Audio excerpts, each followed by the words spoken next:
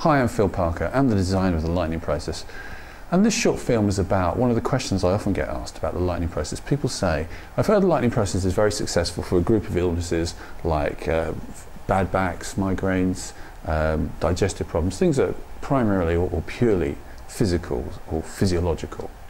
But I've also heard that people say they get success with more emotional problems like anxiety and depression. How can it be that one approach could affect both things, very separate issues? And that's a pretty reasonable question, because normally we're very used to one thing being useful for one thing and not very useful for another. And a lot of this comes from our understanding of taking pills, pharmaceutical medicines.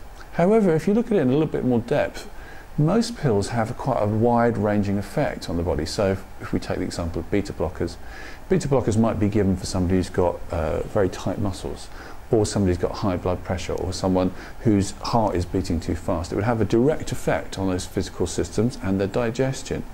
But also beta blockers can be given to people who have anxiety to reduce their stress levels, because beta blockers affect the nervous system, and the nervous system flows through the whole body. It goes both to the emotional and mental side of the body and to the physical side of the body.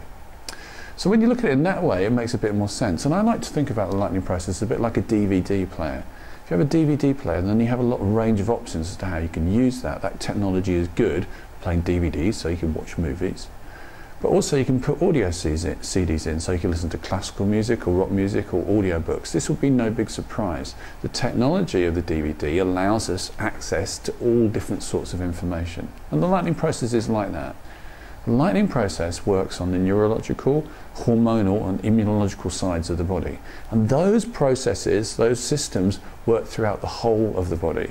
So it is possible, therefore, if you can find a way to access those systems and influence them and change them, then you can get change both in the physical health and in the mental and emotional and psychological health.